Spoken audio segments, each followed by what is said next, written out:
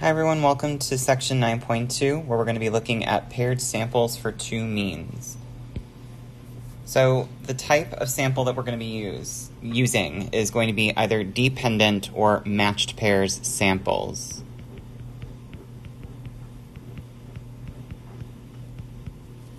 In other words, this means that we have two measurements coming from a single object or person. So the best way to kind of frame your mind around this would be to think of a before and after study. So we've usually seen kind of like those cheesy examples in infomercials where, I don't know, it's like an exercise product and you have someone who looks sad and frumpy initially and then suddenly they've used this medication or this exercise product or shapewear or something like that and suddenly they are living their best life. Okay, so moving forward, we're going to start talking about our phantoms approach in this part of the lesson. So within Chapter 9, just as a heads up, we are going to be looking at both hypothesis testing and we are going to be doing our confidence interval within the same lesson. So we will be working with phantoms for hypothesis testing and we will be working with the PANIC acronym for our confidence interval. So for parameter, what we want to note here is that we basically have four items to describe. We will have two random variables because, again, we're working essentially with two groups, so one group being before, the other group being the after. And then likewise, we will have parameters, mu sub 1 and mu sub 2. For x bar sub 1, we might say that this is the mean measurement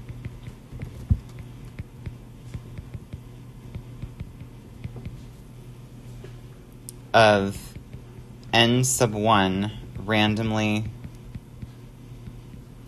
selected objects from group 1. It's a little bit tight, but hopefully you all can see that clearly. So to be clear, the n sub 1, this is really just saying that's the sample size from group 1. So the subscript is just letting you know what group that sample is coming from. So then if we jump down to x sub 2, if you did a good job defining x bar sub 1, sorry, I did say x sub 2, I should say x bar sub 2, we would say that this is the mean measurement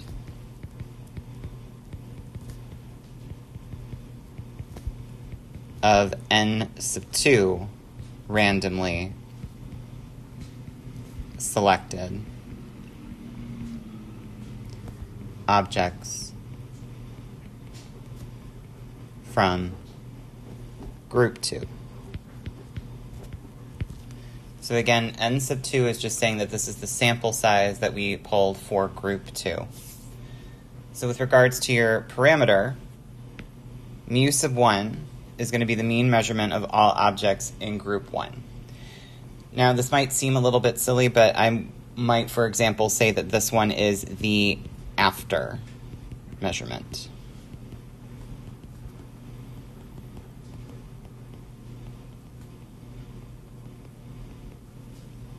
And then for group 2, I would say this is the before measurement.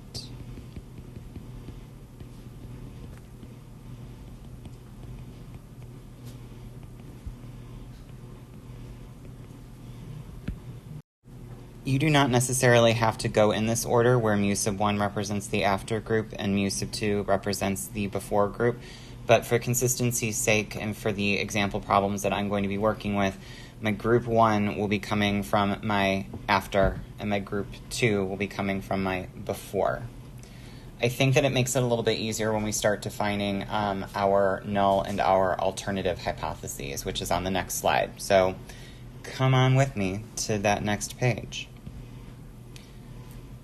So when we are talking about the null hypothesis, before in Chapter 7, we were only working with one mean because we were only working with one group. In this situation, what we might say is mu sub 1, so again, my after measurement, minus mu sub 2, we expect that there won't be any sort of change. So this is what we're going to claim. So the differences between my after group minus my before group is going to be 0. Nothing changed. We're essentially assuming that whatever intervention we are bringing into this before and after experiment just did nothing. So we're kind of being a little pessimistic. We're like, you can try an intervention, but it's not gonna do anything. So yeah. Another way that we can write this, we might instead distill this down. So instead of writing mu sub 1 minus mu sub 2, we might change this to mu sub d. So d representing difference. So again, we would say that mu sub d, or the difference between the two groups, is equal to 0. In other words, what we're kind of calling out by using 0 is we're saying that there is no change. So I believe I've probably said this 500 different ways within that little soundbite, so sorry, but hopefully it's now really stuck with you. So for your alternative hypotheses, we are still using the same 3 inequality symbols, and again, we are only picking one of the 3 when we are conducting our hypothesis test. So in one instance, we might say mu sub d is less than 0, so that would be our left tail test. Mu sub d is greater than 0, there's our right tail, and then we might have mu sub d is simply not equal to 0. So our two-tail test. Okay, so now assumptions. We want to ask ourselves 4 questions this time, and we have a 4th one essentially because we are working with 2 groups, kind of. So the first one, this one should not shock you. You want to ask, are both of your samples simple random samples?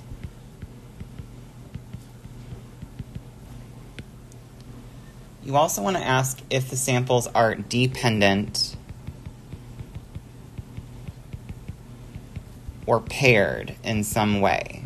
So did you get the same information, or did you get the 2 pieces of information from the same person or the same object? Or, for example, we had discussed this all the way back in chapter 1, I believe, where we were talking about matched pairs, and we had mentioned, like, ideally, if you were doing a study and you had to have 2 separate people in the groups, you would want to have identical twins so that you could just separate them into one in each group. We also want to ask ourselves, are the differences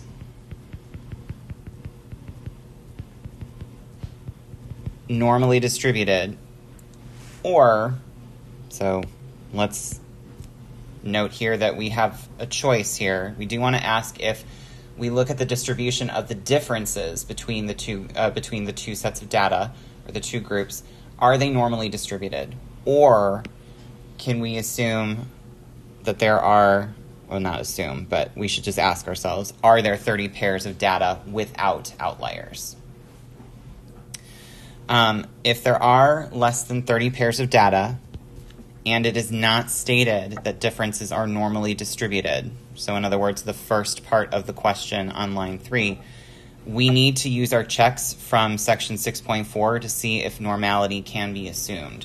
So flashing all the way back to 6.4, this is where I'm asking you, if you were to create a histogram from the data of these differences, do we have something that is roughly bell-shaped? If we create a box plot, do we have at most 1 outlier and no more? And then also, if we look at the normal probability plot, does it look like all of our data is essentially falling in that straight line? And last but not least, we want to ask ourselves, do you know the population standard deviation?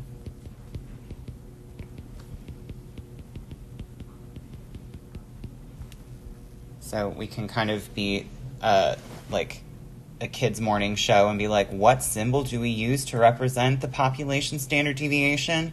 And this is the part where you all would scream out sigma. Hopefully you're not in a public place because people might find that a little odd. So now let's go ahead and move forward. And we want to name the procedure that we're going to use. So most likely, everyone, we are not going to know the population standard deviation of your differences. So as a result, we're probably going to have to do a paired t-test. Okay. Again, this is because most likely we don't know sigma. So if you think back to section 7.3, where we introduced the t-distribution, remember, if you know sigma, then you would use a z-test. So that was where I came up with that stupid kind of connection of, like, it looks like the word Oz if you put sigma and z next to each other. And in this case, if you don't know sigma, so you would know the sample standard deviation, which we denote as S, we would use the t-test. So S and t, remember, the best that I could come up with was they go in alphabetical order. So again, so stupid, but hopefully you're like, I still remember it. So yeah, let's keep moving forward. So for the test statistic, everyone, notice that this section of your guided notes is grayed out. So as before, this basically means that your calculator actually takes care of all of these steps in the background of its calculation, but I didn't want to leave you blind to it, so I wanted you to be aware of where everything is, how it's actually calculated, should you decide that you want to explore this on your own and do it by hand to kind of appreciate the full process that your calculator is doing for you. So the first thing that we'll call out is the sample statistic, d bar. So if you're thinking in the back of your mind, that kind of seems similar to x bar, I wonder if it does have some sort of similarity to it. The answer is yes. D bar is going to be the average of all your differences. So we're basically taking each after result minus the before result from each object and then averaging that. So to kind of write this out a little bit differently, this would be the summation of each paired difference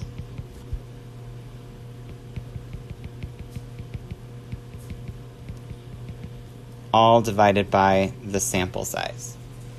Because again, the sample size in group 1 and the sample size in group 2 should be identical.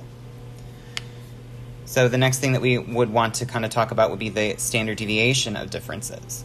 So we denote this as S sub d. Again, d is just representing difference. And this is going to be the summation of each difference minus the average of the differences squared, all divided by n minus 1. So if you think back all the way to chapter 3 when we were beginning to talk about sample standard deviation, this is essentially the same layout as before. From there, once we have those two pieces of information, we can construct our test statistic. So our t-score essentially is going to be d bar minus mu sub d all over s sub d divided by the square root of n. So just as kind of like a quick connection here, remember that when we were looking at z-scores before, we said that it would be like x bar minus mu all divided by s over the square root of n. So they're very similar. And actually, I did make a mistake here. If we're working with the sample standard deviation, I apologize, but learning opportunity, right? This wouldn't be a z. This would be a t. So if you go back to section 7.3, you will see that we had worked with this one. Okay.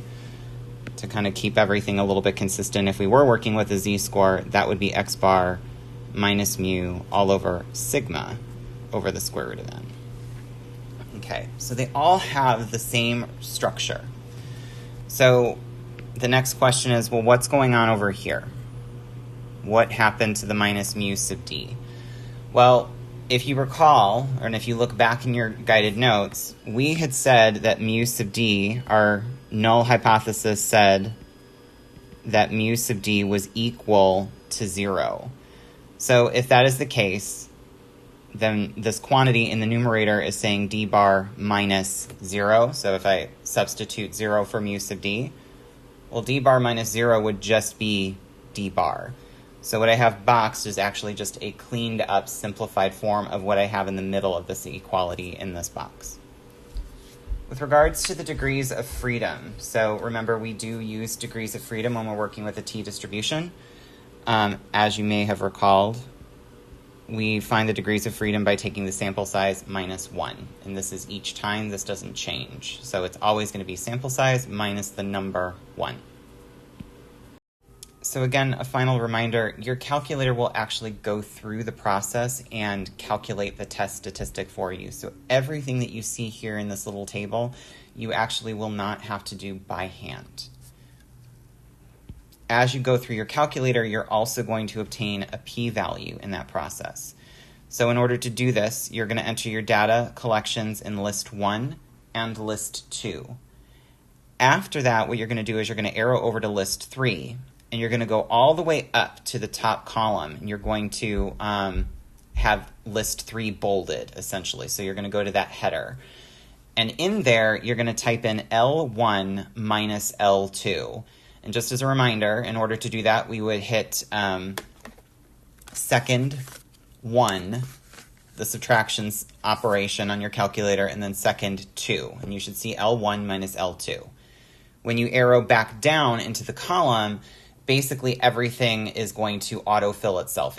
Your calculator is going to take L1 minus L2, and it's going to give you all those differences. So you don't have to do each tiny subtraction on your own.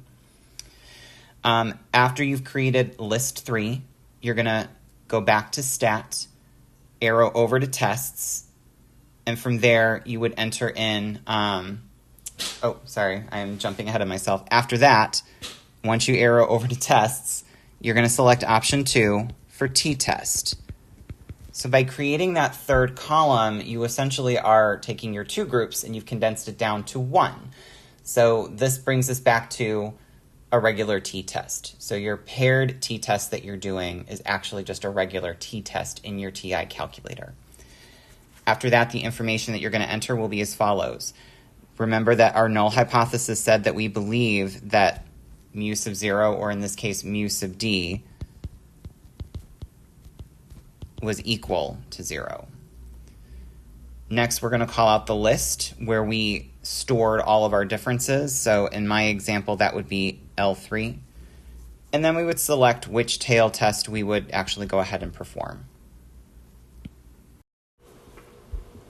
Okay, everyone, now after you've gone ahead and calculated your test statistic and your p-value in your TI calculator, we are now able to make a decision about our null hypothesis. And the rules have not changed. So if the p-value is less than or equal to alpha, then we're going to go ahead and reject the null and support the alternative.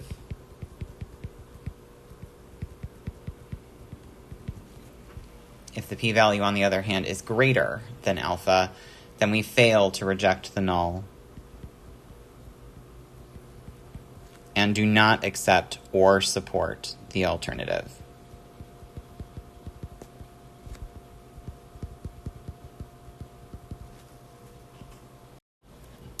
Remember, we're basically saying if our p-value is below our cutoff point, which is our level of significance, or in other words, our alpha, we're basically saying, oh my gosh, this is so rare, this is so crazy under my current assumption.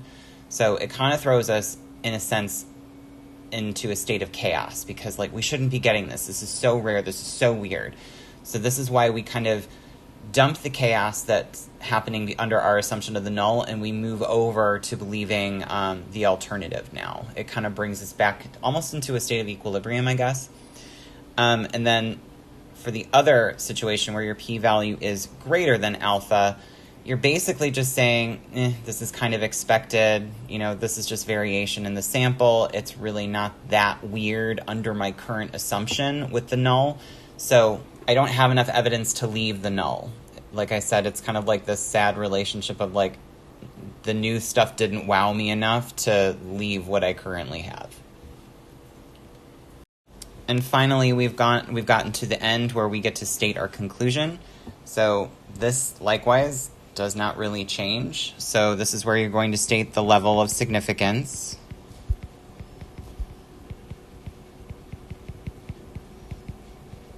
So the level of significance should be stated within the problem that you're working with. And if it's not provided for you, remember that we assume that your alpha is equal to 5%. You're also going to state whether you reject or fail to reject the null. And then you want to include context. Okay, so before we move into describing our process for confidence intervals, we're going to start working on an example problem first. So we're just going to focus on hypothesis testing. We'll then talk about our confidence interval and then do an example with confidence interval. After that, we'll then do one full-blown example problem where you're going to conduct the hypothesis test and the confidence interval. So let's get going. So fishy statistics. All Fresh Seafood, that's a company, is a wholesale fish company based on the East Coast of the U.S. Catalina Offshore Products is a wholesale fish company based on the West Coast of the U.S. Table 9.2.5, which is located on the next slide and is in your guided notes, contains prices from both companies for specific fish types. Do the data provide enough evidence to show that a West Coast fish wholesaler is more expensive than an East Coast wholesaler? We want to test this at the 5% level. So before we dive in, I'm going to focus on the question, do the data provide enough evidence to show that a West Coast fish wholesaler is more expensive than an East Coast wholesaler? So how I'm going to read that is, I'm going to say West minus East is going to be greater than 0. The reason for this is we're saying in this example that the West Coast has an expensive price, so therefore East Coast must be the cheaper price.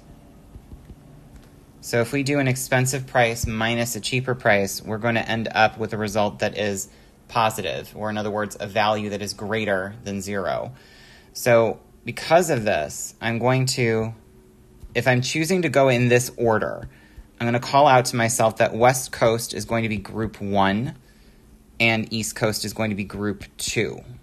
So this is going to help me keep everything organized when I start defining my random variable and my parameter. So let's go over to our data table.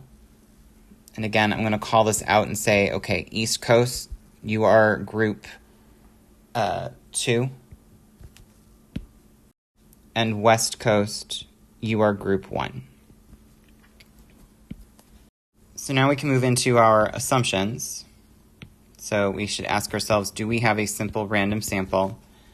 And here we're going to just have to say, you know what, I'm assuming that we did.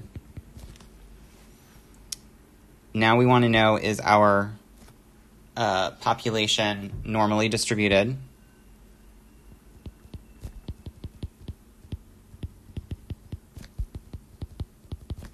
Or is our sample size greater than or equal to 30? And again, in this situation, it's not ideal, but we're going to have to say, well, I didn't actually get either of those pieces of information. So in order to move forward and just kind of go through this process, we're going to have to say, like, I'm assuming that the populations are normally distributed. Because we clearly do not have 30 pieces of information from the West Coast and the East Coast. The next one that we can ask ourselves is, do we have dependent or paired samples? And we can say yes, we used the same type of fish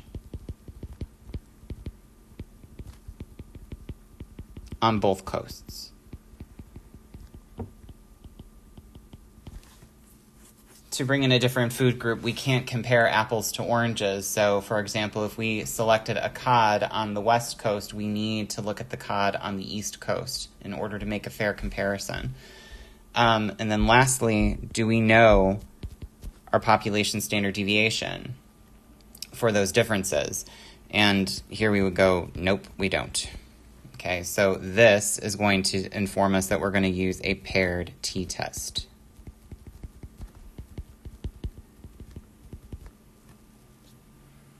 And that actually is step N. So we'll just come over to the next slide.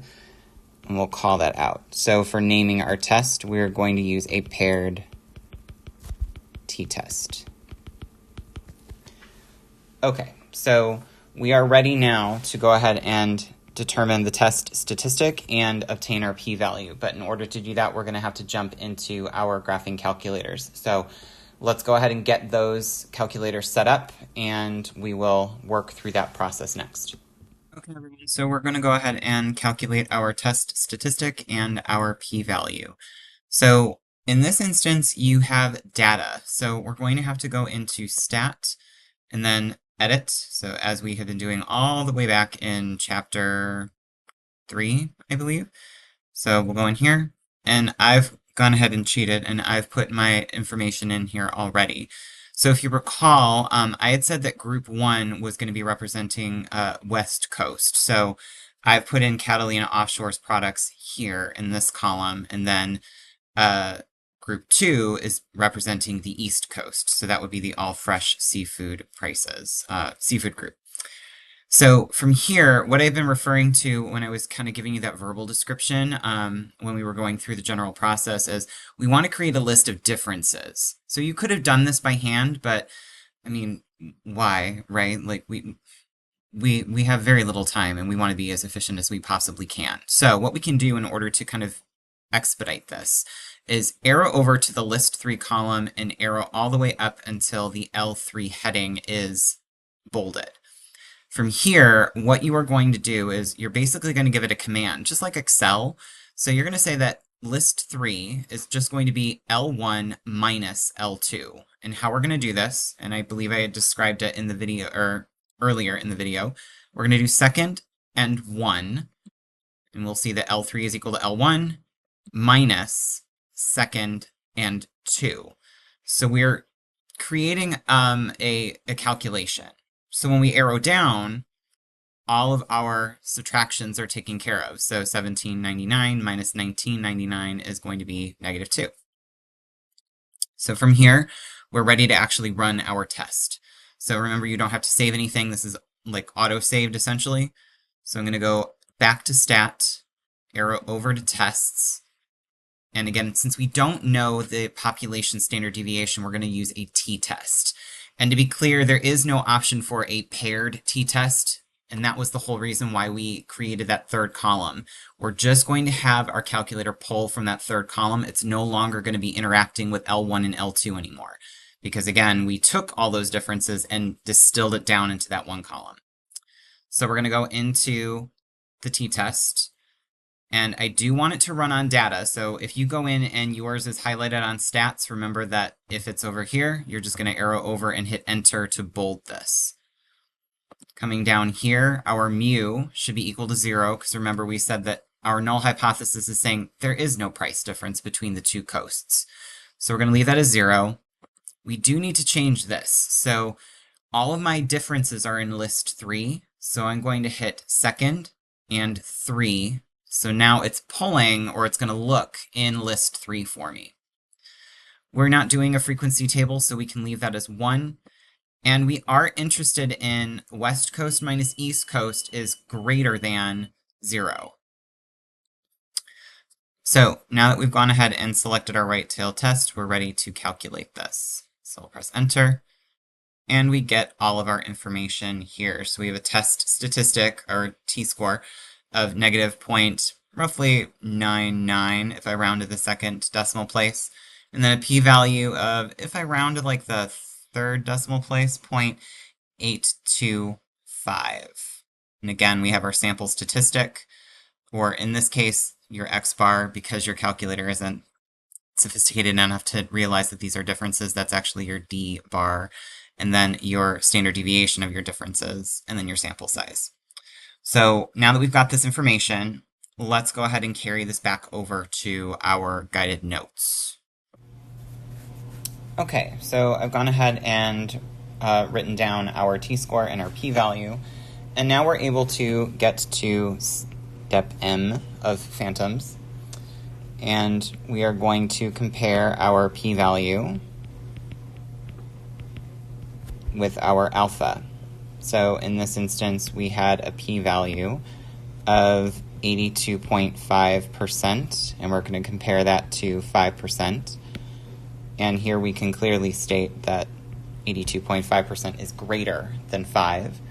So now we can make our call. So in this instance, we are going to say that we fail to reject the null, or H sub O, whichever you would prefer. So now comes our final statement. So in this instance, we can say at the 5% significance level,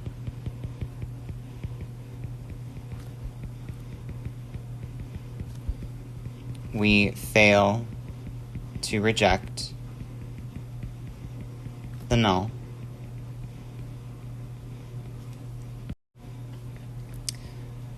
We do not have sufficient evidence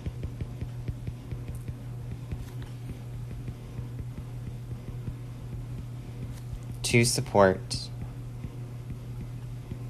the claim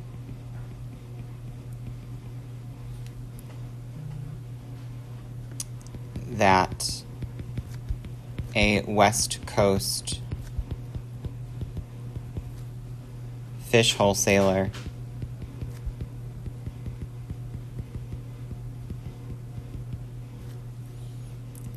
is more expensive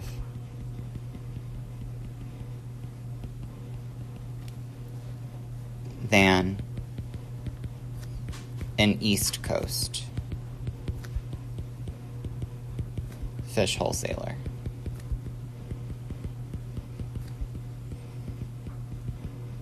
So here we want to note that I did include the level of significance that I worked with, whether we failed to reject or if we did reject the null.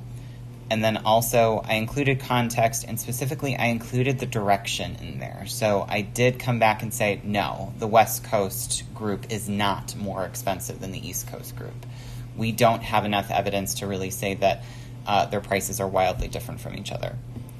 Okay, so let's go ahead and move on to our confidence interval work. So as before, the first two steps in your PANIC acronym are the same. So you'll notice that what I have written down for your random variable and your parameter are very similar to what we had written at the very beginning when we were starting to investigate our phantoms approach. Likewise, your assumptions are going to be asking you the same questions. Do you have a simple random sample? Are the samples dependent or paired? Do you know if the population is normally distributed, or do you have 30 pairs or more of data without outliers? And do you know the population standard deviation? Now that we're working with confidence intervals, we are most likely going to be working with a paired t-interval. Because again, most likely you're not going to know what the population standard deviation is. So in this case, again, we're going to be working with a paired t-interval.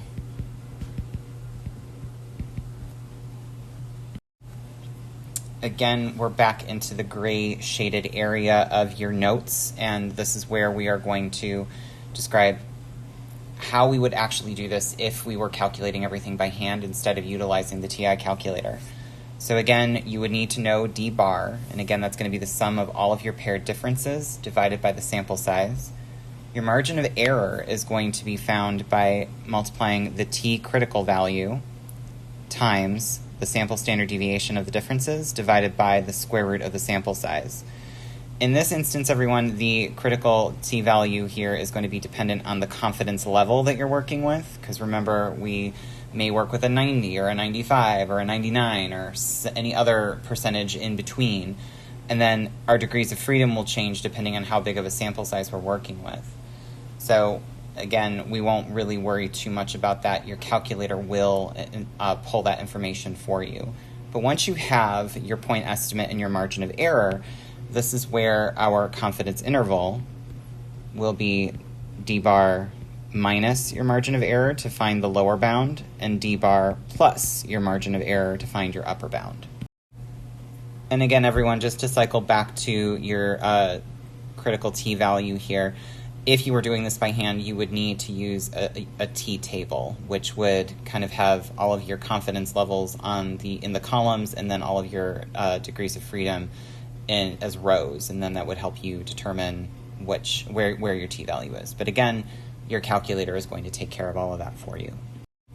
Speaking of the calculator, what we would do is we would go into stats, we would arrow over to tests, and this time you would go to option 8, which is where your T interval is. In this instance, or in most of the instances, everyone, you're probably going to want to make sure that data is selected instead of stats when you go into the T interval command. And then you're going to note which list you want to pull from, so wherever you're storing all of your differences between your two groups. And then you're going to want to note your confidence level, which will be in a decimal form. All right, so for the conclusion, we want to state the confidence level.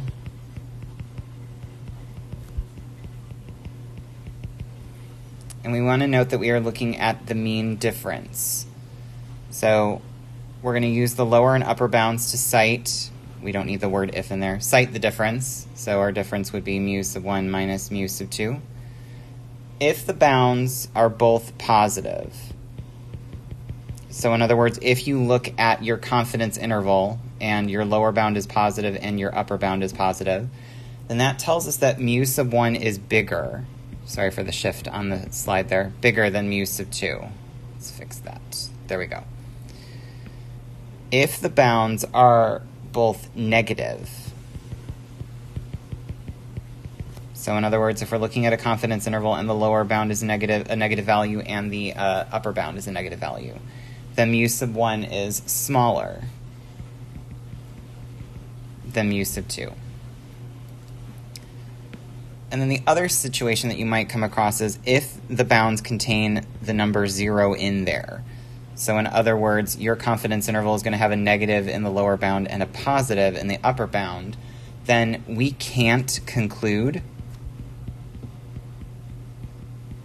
the relationship between mu sub 1 and mu sub 2. So in the first bullet point, we're definitely seeing just all positive numbers in the lower and upper bound and therefore everything in between. So that must mean that mu sub 1 must be bigger than mu sub 2 if we're looking at those differences. So we're doing a subtraction and no matter what, we're always getting a positive number. Likewise for bullet 2, if your lower bound and your upper bound are both negative, that means no matter what, the differences are resulting in a negative number. So we have a clear direction. But when you have a situation where your lower bound is negative and your upper bound is positive, that's where you're essentially saying, well, it could be that the differences are giving me a negative result, they could be giving me a positive result, and, or I should say, they're giving me a result of 0. So it's actually just saying there's a difference in there and it can be one of 3 things. And that doesn't really help you create a definitive conclusion. So this is why we can't conclude anything if we find that 0 is contained within your confidence interval somewhere. And last but not least, always include our friend context. Okay, let's flash back to the fish. We want to find a 95% confidence interval for the mean difference in wholesale price between the East Coast and West Coast suppliers. So to be consistent with what we had done with our hypothesis test, I'm going to do West minus East. So West Coast is going to be group 1, and then East Coast is going to be group number 2. So from here, the good news is, for naming your parameter and random variable and going through your assumptions, you've actually already done those. So I'm not going to repeat them in here. If you need to, you can go back to the earlier part of the video under our hypothesis test or flip back to your notes. So the next thing that we can do is we can name the type of interval that we are going to utilize. And in this situation, because we don't know the population standard deviation of the differences, we can go ahead and we're going to use a paired T interval.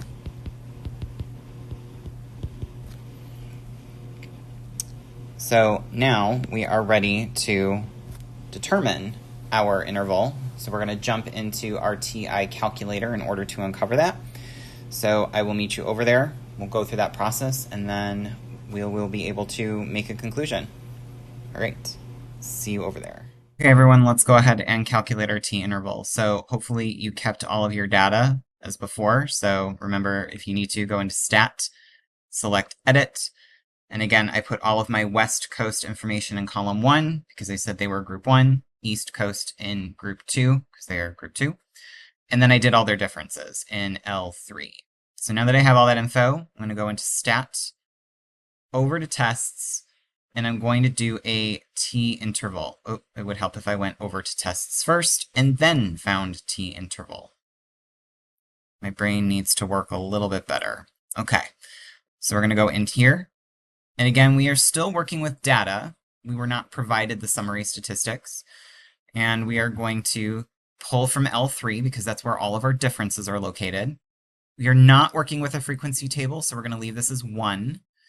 And then I do want a confidence level of 95%, so I'm going to write in 0.95 here. So if you have something different, please go ahead and make sure that you have that corrected. And just like that, we're all ready to calculate and have this run and give us our confidence interval. So I'm going to go down to Calculate and press Enter. And here is my confidence interval. And what I want you to notice here is your lower bound is negative. Your upper bound is positive. So that means, using logic, that 0 is somewhere in between there. And because 0 is in there, that means that you have 3 different options. Your negative numbers are basically saying that the East Coast is more expensive. Your positive numbers, on the other hand, are saying, well, the West Coast is more expensive. And since 0 is in there, it's saying that neither one is more expensive than the other. So really, you have all 3 options, and you can't conclude anything as a result. So we're going to carry this over into our concluding statement. So let's jump back to our notes. Okay, so I've transferred our interval over from our calculator onto our screen, so now we are ready to make our conclusion. So again, 0 is contained in here. So all the negative values within your interval are saying, well, the East Coast is more expensive in price-wise. But then you also have positive values in there according to the upper bound. So that means in that situation, the West Coast has more expensive prices. And then to add on top of that, because 0 is in between negative and positive numbers, that means that there's a chance that there is no difference in the prices between East Coast and West Coast. So this is why we would say we can't make a conclusion here. We actually have all the options contained within our interval. So it's not helpful. It doesn't give us any direction. So how would we kind of write this? I'm going to write this over in like the bigger negative space because I'm afraid I'm going to have to squish everything at the bottom. So I would say something like, given the bounds of our 95% confidence interval,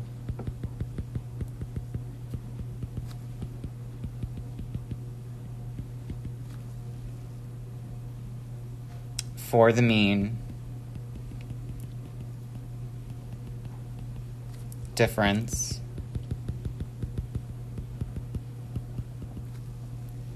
in wholesale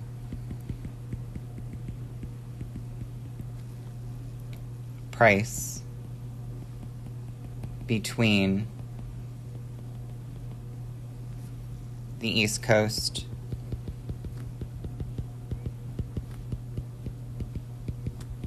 and West Coast suppliers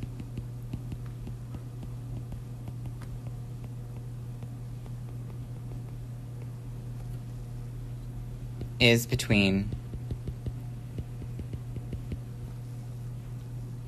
negative $8.13 and positive $3.24, which contains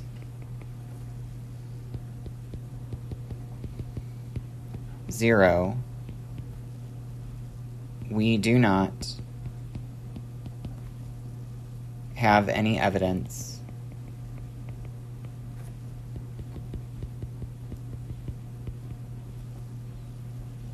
of a difference in the groups.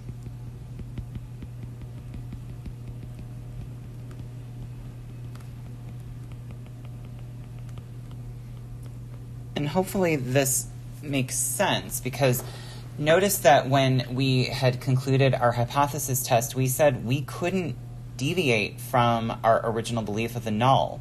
So our null said that there was no difference. So it kind of makes sense then if we still stay with the null, so we fail to reject the null, it makes sense that our confidence interval would also contain the result of 0 between the result of 0 to describe the difference between the West Coast and the East Coast groups. So we've gone ahead and gone through this. Now it's time for you to try one on your own. So let's go ahead and jump to that one. So this is one that I want you to try on your own. Go through the hypothesis test first. So pause this video, work through that process, and then when you're ready, go ahead and press play and we will go through the full solution. But how this goes, we have a study was conducted to test the effectiveness of a software patch in reducing system failures over a 6-month period. Results for randomly selected installations are shown in the table below. The before value is matched to an after value. Note, the differences have a normal distribution, so that's nice to know, right? I want you to go ahead and test this at the 1% significance level. So go ahead and give this a try. You have all the data loaded out here, and I will be here ready and waiting for you after you have gone through and given this a shot.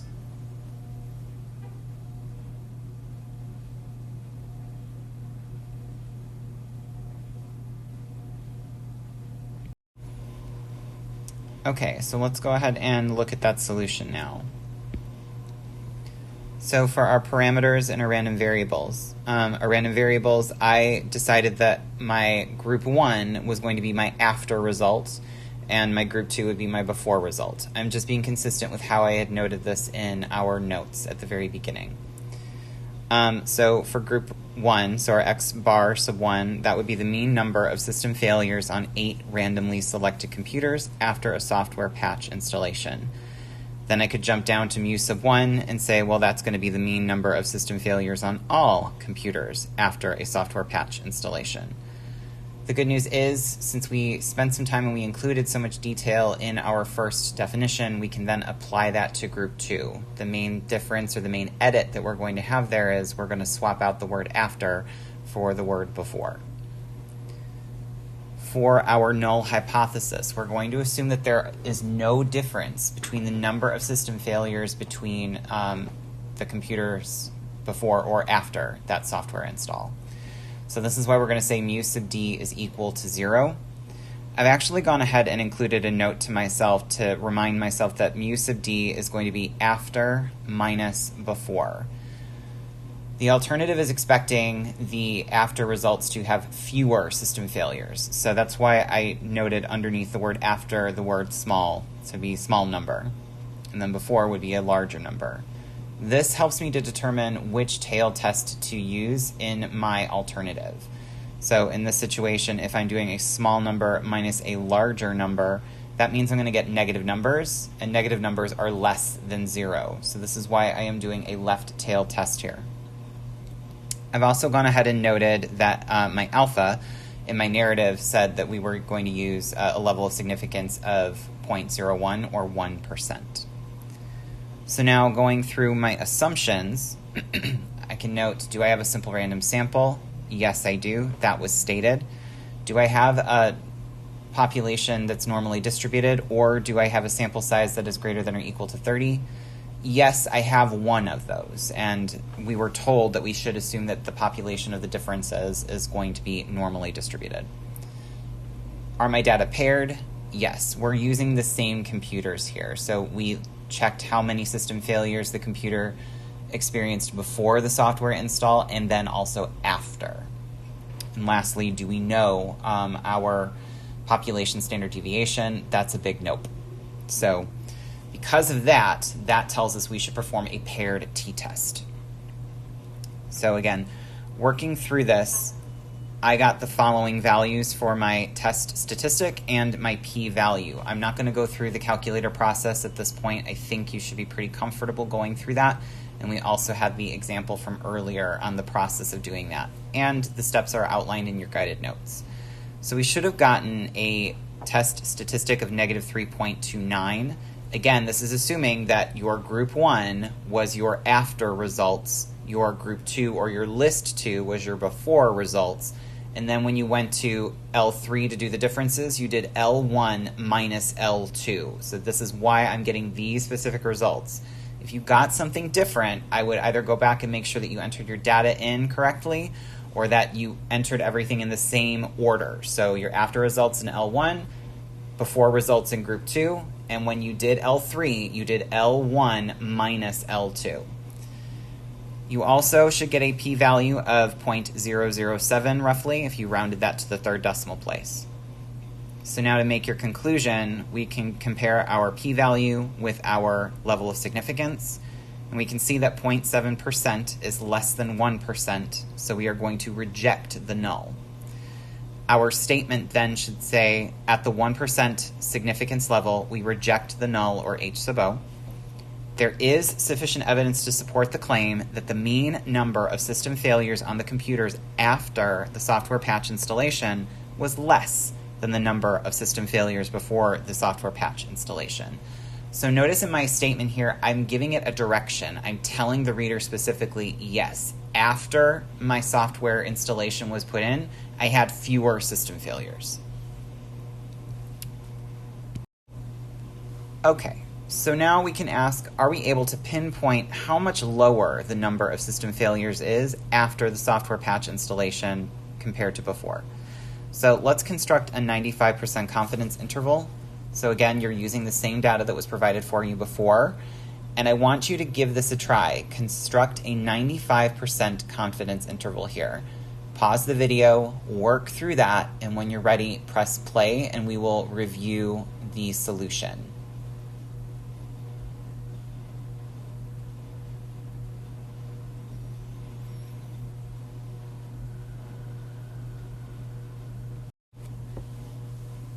Okay, hopefully you've had enough time. If not, hopefully you could just press pause again. So let's move forward. So here we are going to, again, skip over the parameters, random variables, and assumptions. We've already done that work in our hypothesis test. Nothing changed in those steps, so why repeat it? We can just say done or say see hypothesis test work. So again, as a result of not knowing the population standard deviation for your differences, we are going to have to work with a paired t-interval. Going through your calculator, again, my results are coming from my list 1 being my after results, my list 2 being my before results, and my list 3 are being the differences, specifically having L1, my after, minus L2, my before. So I end up getting an interval that has a lower bound of negative 4.944, and an upper bound of negative 0.806. So I made a note for myself here, because sometimes you have to logic your way through some of this initially. Write stuff down. It's completely okay. I'm noting that both of my bounds are negative. So if I went in with this, setting up my subtraction or my difference as after minus before, and I'm getting a negative number, because as you can see, both my lower and upper bound are negative, that means that my after value is smaller than my before. So I can use this to now state my conclusion. We are 95% confident the true mean number of system failures on the computers after the software patch installation was between about, I included that word because I rounded, 1 to 5 fewer than the number of failures before the installation. Because again, it doesn't quite, in the context of the situation, it doesn't quite make sense to say that I experienced 0.8 failures on the system. I would assume that this is a little bit more binary, and if I am incorrect, please let me know. But you either have a system that failed or it didn't. So in this situation, I did do some rounding here. So negative 4.9, for example, that rounds to a negative 5, so I had 5 fewer in that instance. And negative 0.8, that is roughly negative 1, if I round to the nearest ones place. Okay, so this completes lesson 9.2. Good job getting through all of it. I will see you in lesson 9.3.